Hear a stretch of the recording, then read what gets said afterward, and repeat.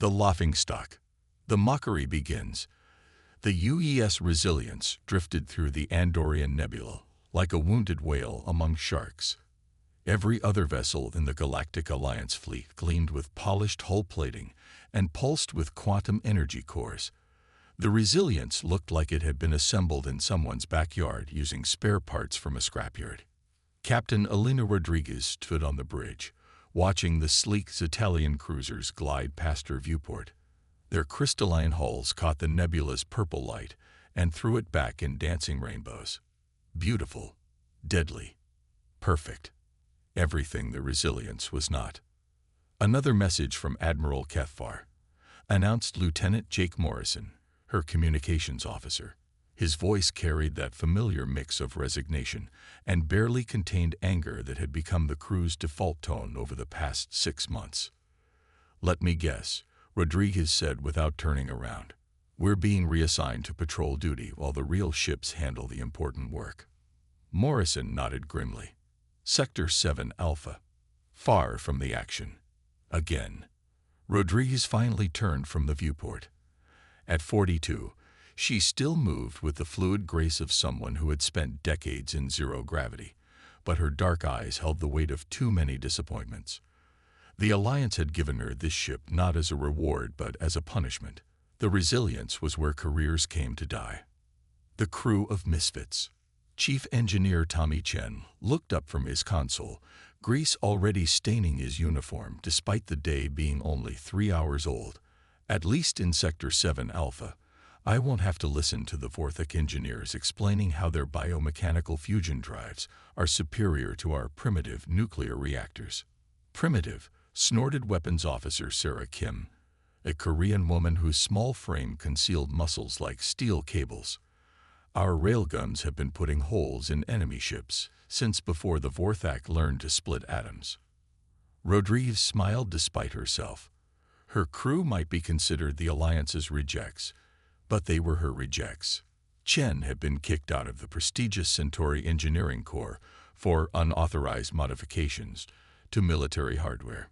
Kim had been demoted from her post on the flagship after punching a Zephyrian officer who had made disparaging comments about human fighting capabilities.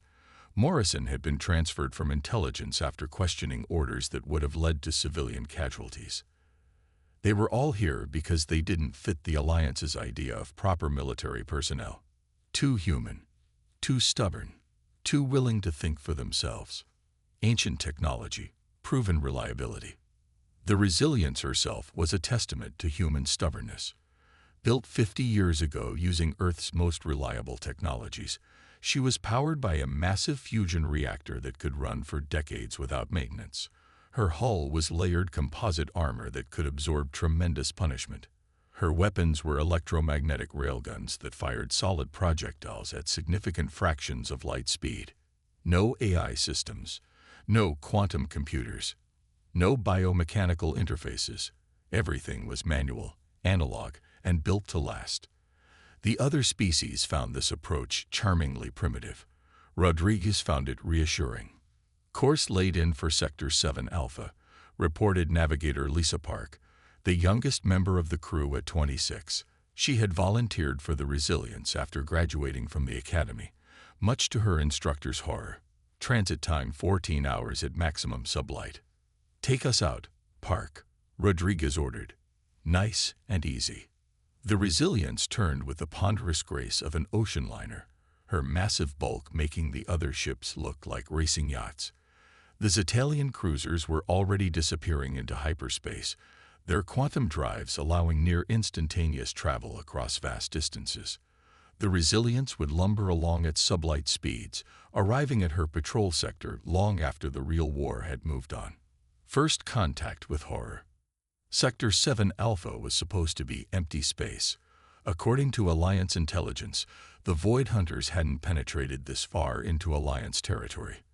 The sector contained only a few mining outposts and shipping lanes, hardly worth the attention of an enemy that consumed entire star systems. Rodriguez was reviewing supply reports when the first distress signal came through. "Captain," Morrison's voice was tight with tension, "I'm picking up an emergency broadcast from mining station Omega 7. They're under attack. On screen, the main display flickered to life, showing the terrified face of a human mining supervisor.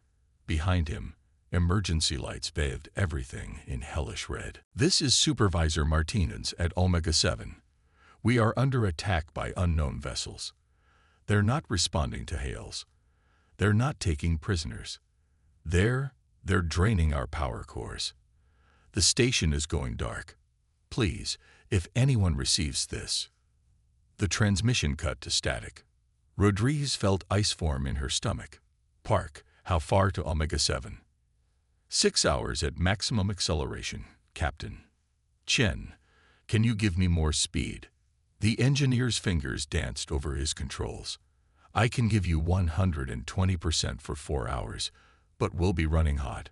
The other ships would need to throttle back to avoid damaging their quantum cores. We don't have quantum cores to damage." "Do it." The nature of the enemy. The Resilience arrived at Omega 7 to find nothing but wreckage. The mining station had been torn apart, but not by conventional weapons. The metal looked drained, brittle, as if something had sucked the very life from it. Scanning the debris field, reported Science Officer David Lee, another Academy volunteer who had specifically requested assignment to the Resilience. "I'm detecting unusual energy signatures. The metal has been altered at the molecular level." "Altered how?" "It's been de-energized. All the atomic bonds have been weakened. Whatever did this, it feeds on energy itself." Rodriguez stared at the wreckage floating in space. She had heard rumors about the Void Hunters. Whispers passed between ship captains during refueling stops. An enemy that didn't just destroy but consumed. Ships, stations, entire planets reduced to lifeless husks. "Captain," Morrison interrupted her thoughts. "I'm detecting multiple contacts approaching from the edge of the system. They're big." The tactical display lit up with red dots. 12 contacts, each roughly the size of an Alliance heavy cruiser, but their energy signatures were unlike anything in the databases. "Red alert," Rodriguez ordered. "All hands to battle stations." David and Goliath. The Void Hunter ships emerged from the darkness like nightmares given form. They weren't built so much as grown, organic curves blending with technological components in ways that hurt to look at. They moved with predatory grace, closing on the Resilience with obvious hostile intent. "They're scanning us," Lee reported. "Intense energy probes." "Let them look," Rodriguez said grimly. Kim, weapons status. "All railguns loaded and ready. Torpedo tubes armed." Morrison, try to hail them. The communications officer worked his controls. After a moment, he shook his head. "They're not responding to any standard frequencies." "Wait, I'm detecting some kind of signal. It's not directed at us, it's..." Every screen on the bridge flickered. For a moment, strange symbols appeared, shifting and changing too quickly to follow.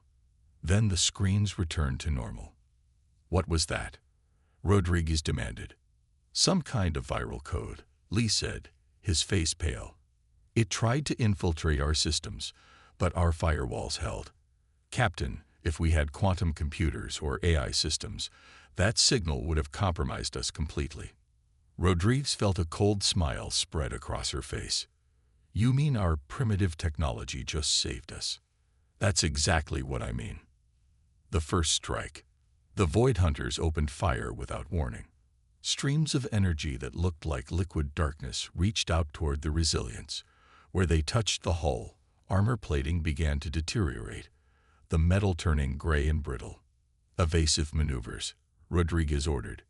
"Chen, reroute all power to the forward deflectors." "Already on it, Captain. But those energy weapons are like nothing we've ever seen. They're not just burning through our armor, they're draining it." The ship shuddered as another energy beam struck the port side. Warning lights flashed as hull breaches were automatically sealed by emergency force fields. "Kim, return fire. Target the lead ship." Firing all forward railguns. The Resilience's main weapons spoke with thunderous authority. Solid tungsten projectiles, each weighing several tons, accelerated to 30% of light speed. They crossed the distance to the enemy ship in seconds. The result was spectacular. The Void Hunter vessel's organic hull erupted in fountains of greenish fluid as the railgun slugs punched completely through it. The ship convulsed, its energy weapons flickering and dying. "Direct hit," Kim reported with satisfaction. "Their hull can't handle kinetic impact." Human ingenuity emerges. Rodriguez watched the wounded Void Hunter ship listing to one side, leaking atmosphere and fluids. The other 11 ships had stopped their advance, as if reconsidering their prey. Lee, analysis. Why did our railguns work when energy weapons don't seem effective against them? The science officer was bent over his instruments. Their hulls appear to be designed to absorb and redirect energy. But kinetic weapons transfer momentum directly. They can't absorb the physical impact. So we hit them with rocks, essentially. Very fast, very heavy rocks. But yes. Rodriguez turned to Morrison. "Send a message to Alliance Command. Priority Alpha. Tell them the Void Hunters are vulnerable to kinetic weapons and immune to energy-based attacks. Also tell them their viral attacks can compromise any ship with AI or quantum computing systems." Message sent, Captain. "Now," Rodriguez continued, "let's see if we can take a few more of these things down before reinforcements arrive." The battle intensifies. The remaining Void Hunter ships spread out, trying to surround the Resilience. They had learned caution from watching their companion get crippled, but they hadn't learned enough. "Multiple contacts approaching," Park reported. "They're trying to flank us." "All stop," Rodriguez ordered. "Kim, load the torpedo tubes with our heaviest kinetic warheads." "Ma'am, if we stop moving, we're a sitting duck. Trust me." The Resilience came to a halt relative to the surrounding space. The Void Hunter ships continued their flanking maneuver, energy weapons charging with that ominous dark glow. "Chen, on my mark, I want you to dump all power from the engines into the railgun capacitors." "All power." "Captain, that will give us about 30 seconds of maximum rate fire. But then we'll be dead in space. 30 seconds is all we need." "Kim, prepare a full spread. Every tube, every gun." The Void Hunters moved into position, their weapons glowing brighter as they prepared to unleash concentrated fire on the stationary human ship. "Now," Rodriguez whispered, "thunder and lightning." The Resilience erupted in fire and fury. Every railgun fired simultaneously, the massive power surge causing the lights to dim throughout the ship. Torpedoes launched in rapid succession, each one carrying a warhead designed to punch through the heaviest armor. The space around the Void Hunter ships filled with streaking projectiles. The enemy vessels tried to evade, but they had committed to their attack run and couldn't change course quickly enough. Railgun slugs struck with the force of small meteors. Torpedo warheads detonated in brilliant flashes, each explosion sending shockwaves through the organic hulls. Within seconds, 4 more Void Hunter ships were crippled or destroyed, their strange fluids leaking into space like alien blood. The remaining 7 ships pulled back, their formation broken. For the first time since humanity had encountered them, the Void Hunters seemed uncertain. "Chen, engine status," Rodriguez called out. "Give me 2 minutes and I can get us back to 60% power. 5 minutes for full power." "We might not have 5 minutes." A new respect. The surviving Void Hunter ships regrouped at the edge of the system. They held position there, clearly reassessing their enemy.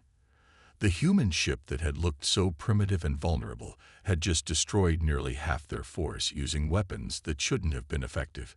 "They're maintaining distance," Morrison reported. "No further attacks detected." "Lee, what are they doing?" "Scanning us again. But this time, the scans are different. More respectful, if that makes sense." Rodriguez nodded slowly.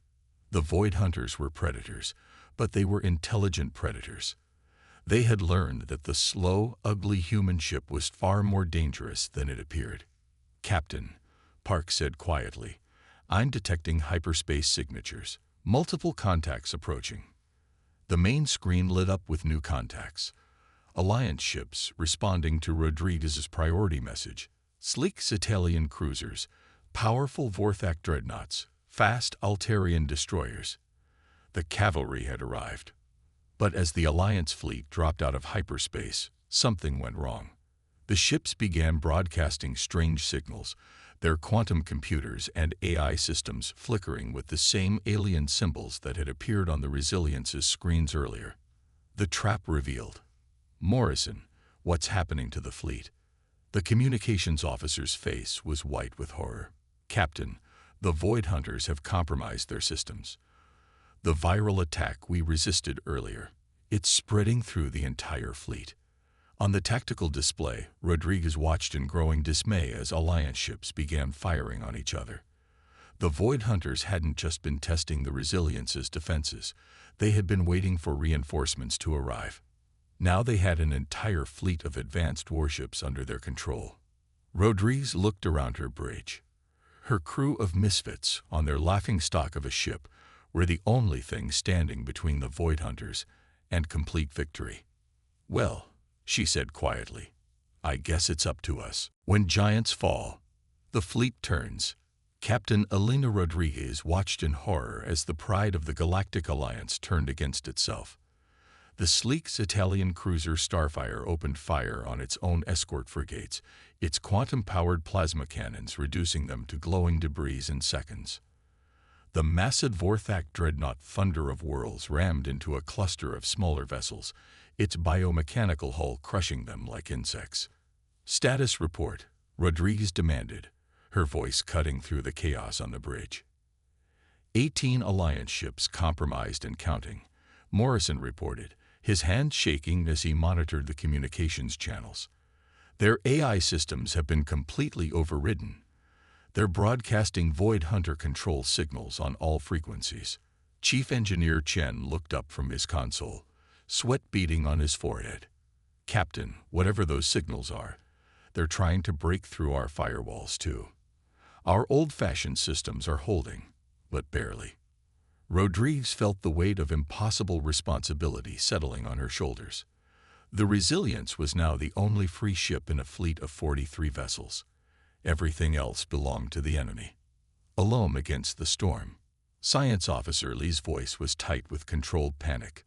The Void Hunter ships are moving into formation with the compromised Alliance vessels. They're not just controlling our fleet, they're integrating with it. On the main screen, Rodriguez could see the nightmare taking shape. The organic Void Hunter vessels were connecting to the Alliance ships with energy tendrils, creating a hybrid fleet that combined alien technology with the best weapons humanity and its allies had ever built. How many ships are we facing? She asked quietly. Navigator Park checked her instruments.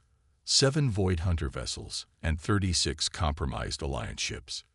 Plus the ships they've already crippled are being absorbed somehow. Rodriguez watched as salvage beams from the hybrid fleet began pulling the wreckage of destroyed vessels toward the Void Hunter ships. The alien vessels pulsed with dark energy as they consumed the metal and technology, growing larger and more powerful. They're feeding, she whispered. They're literally eating our fleet. The impossible plan. Weapons Officer Kim turned from her station, her face grim but determined. Captain, I've been running tactical analyses. Even with all our railguns and kinetic weapons, we can't take on 43 ships. We'll run out of ammunition long before we put a dent in their numbers. So what do you suggest? Rodriguez asked. Kim hesitated, then straightened her shoulders. We go for the brain. The largest Void Hunter vessel is at the center of their formation. If it's coordinating the fleet, taking it out might break their control over our ships. Chen looked up from his engineering console. That's suicide, Captain. To get close enough for a killing shot, we'd have to punch through the entire enemy formation. They'll tear us apart. Rodriguez stared at the tactical display. The enemy fleet was arranging itself in a perfect sphere, with the command vessel protected at the center. It was an impossible target. What about the fusion heart? She asked quietly. The bridge fell silent. Every member of her crew knew about the Resilience's most closely guarded secret. Deep in the ship's core, Behind layers of radiation shielding and blast doors sat humanity's most powerful fusion reactor. It had been designed not just to power the ship, but as a last resort weapon. Chen's face went pale. "Captain, if we overload the fusion heart, the explosion will take out everything within a 50-kilometer radius, including us." "I know." The weight of sacrifice. Lieutenant Morrison stood up from his communication station. "Ma'am, I'm still receiving distress signals from across the sector. Mining colonies, research stations, civilian transports. If this fleet breaks free from here, millions of people will die." Rodriguez looked around her bridge at the faces of her crew. These weren't the Alliance's elite officers. They were the misfits, the troublemakers, the ones who didn't fit the mold. But they were also the only thing standing between the Void Hunters and galactic catastrophe. "I won't order anyone to stay," she said quietly. "The escape pods are ready. Anyone who wants to leave." "With respect, Captain," Kim interrupted. "Shut up. We're not going anywhere." The others nodded in agreement. Park spoke for all of them. "We knew what we signed up for when we joined your crew. If this is how it ends, at least it means something." Rodriguez felt pride and heartbreak warring in her chest. These remarkable people deserved better than dying in an obsolete ship in a forgotten corner of space. But they also deserved the chance to save the galaxy. Charging into hell. "All right then," Rodriguez said, settling into her command chair. "Chen, begin the overload sequence for the fusion heart. I want a 20-minute timer with manual override capability." "Understood, Captain." "Kim, load every weapon we have. When we go in, I want everything firing." "Already done, ma'am." Park, plot a course straight through the center of their formation. Maximum acceleration. Course laid in. Rodriguez took a deep breath. "Morrison, send a message to Alliance Command. Tell them what we're about to do, and why. Also tell them that kinetic weapons are the key to fighting these things. Maybe our sacrifice will help them win the bigger war." Message sent, Captain. The Resilience turned toward the enemy fleet, her engines building to maximum power. She looked like an ancient warrior charging into battle against overwhelming odds, too proud to surrender and too stubborn to run. Into the maelstrom. The enemy fleet detected their approach immediately. Energy weapons began firing from dozens of ships, streams of dark power reaching out to drain the life from the approaching human vessel. "Evasive maneuvers," Rodriguez ordered. "But keep us on course." Park's hands danced over her controls, sending the Resilience into a weaving pattern that avoided the worst of the enemy fire. But there were too many weapons, coming from too many directions. The ship shuddered as energy beams struck the hull. Warning lights flashed as armor plating began to deteriorate under the alien assault. "Hull breaches on decks 4 and 7, Chen reported. "Emergency force fields are holding, but barely. Time to target. 15 minutes at current speed." Rodriguez watched the tactical display as they pushed deeper into the enemy formation. Alliance ships that had been their allies minutes before were now trying to kill them, their weapons adding to the storm of fire surrounding the Resilience. "Fighting through. All weapons, fire at will," Rodriguez commanded. The Resilience's railguns spoke with thunderous authority. Tungsten slugs slammed into enemy vessels, punching through hulls and sending them spinning out of formation. Kinetic torpedoes detonated against shields and armor, each explosion clearing a small path through the enemy fleet. But for every ship they damaged, 2 more moved to take its place. The enemy formation was tightening around them like a noose. "Captain," Kim called out, "I'm down to 40% ammunition. At this rate, we'll be firing empty tubes before we reach the target." "Then we ram them," Rodriguez replied grimly. A massive explosion rocked the ship as a torpedo detonated against their port side. The lights flickered, and Rodriguez could smell smoke in the air. "Fusion heart status?" she asked. Chen checked his instruments. 15 minutes to overload. Core temperature rising steadily. Once we pass the point of no return, there's no stopping it. The final push. The enemy command vessel loomed ahead of them, a nightmare of organic curves and technological integration. It was easily 3 times the size of the Resilience, and its surface crawled with energy that seemed to bend light around it. 10 kilometers to target, Park reported. 5 minutes to optimal detonation range. The enemy fire was intensifying. Every ship in the formation was concentrating on the Resilience now, trying to stop her before she could complete her mission. Hull integrity at 30%, Chen warned. We're losing atmosphere on multiple decks. Rodriguez could feel the ship dying around her, but they were so close now, close enough to make it count. All hands, this is the captain, she announced over the ship's intercom. Brace for impact. It's been an honor serving with you. When the mighty fall, the Resilience struck the enemy command vessel like a meteor. Her reinforced bow punched through the alien ship's outer hull, driving deep into its core. Alarms wailed as both vessels began to break apart from the impact. Fusion heart critical, Chen reported. 2 minutes to detonation. Around them, the hybrid fleet was falling into chaos. Without the command vessel's controlling influence, the compromised Alliance ships began to break free from Void Hunter control. Some immediately turned their weapons on their former captors. Rodriguez watched through the cracked viewport as explosions began to bloom throughout the enemy formation. The tide was turning, but it was too late for the Resilience. Chen, can you get us clear? The engineer shook his head sadly. Engines are gone, Captain. We're locked together with the command ship. Rodriguez nodded. She had expected as much. Then we finish this properly. All remaining weapons fire into their core. The heart of darkness. The heart of darkness.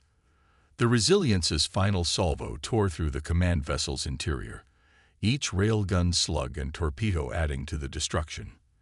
The alien ship convulsed as critical systems failed and its organic components began to die. Through the chaos, Rodriguez could see into the command vessel's central chamber. It was a vast organic brain, pulsing with dark energy and connected to thousands of neural interfaces. This was the intelligence that had controlled the fleet, the mind behind the Void Hunter strategy. 1 minute to detonation, Chen announced quietly. The great brain seemed to sense its approaching death. It pulsed frantically, sending out desperate signals to the remaining Void Hunter ships. But it was too late. The hybrid fleet was dissolving as Alliance ships broke free and turned on their captors. Heroes end. Rodriguez looked around her bridge one last time. Her crew sat at their stations, calm and ready. They had done the impossible. A single obsolete ship crewed by military rejects had broken the back of an enemy fleet that should have been unstoppable. 30 seconds, Chen said. Morrison, any word from the Alliance fleet? Yes, Mom. They're engaging the remaining Void Hunter ships. Admiral Kethbar sends his compliments and his apologies. Rodriguez smiled. Tell him we forgive him. 10 seconds. She reached out and took Park's hand, then Kim's. Around the bridge, her crew joined hands, forming a circle of courage in humanity's darkest hour. It's been a privilege, Rodriguez said quietly. The fusion heart reached critical mass. The light that saves. The explosion was visible from 3 star systems away. When the light faded, nothing remained of the Void Hunter command vessel or the Resilience, but their sacrifice had broken the enemy formation completely. The freed Alliance ships made short work of the remaining Void Hunters, using the tactical knowledge that the Resilience had died to provide. Kinetic weapons, analog systems, human determination. Within hours, word of the battle spread throughout the galaxy. The slow, ugly human ship that everyone had mocked had become the stuff of legend. The Resilience and her crew had saved billions of lives and proven that sometimes the old ways were the best ways. Legacy of heroes. Years later, when Alliance historians wrote about the war against the Void Hunters, they would mark this battle as the turning point. Not because of superior technology or overwhelming firepower, but because of 5 humans who refused to give up when the situation seemed hopeless. The resilience was gone, but her example lived on. Across the galaxy, new ships were built using her design principles. Analog systems, kinetic weapons, human intuition over artificial intelligence. And in the deepest archives of Alliance Command, a single message was preserved. The last transmission from Captain Elena Rodriguez. To anyone who finds this record, remember that strength isn't about having the newest technology or the biggest weapons. It's about refusing to quit when everything seems impossible. It's about standing up for what's right, even when you're afraid. Most of all, it's about remembering that sometimes the universe's greatest heroes are the ones everyone overlooks. Take care of each other. Earth endures. The message was signed simply, the crew of UES Resilience, the ship that wouldn't quit.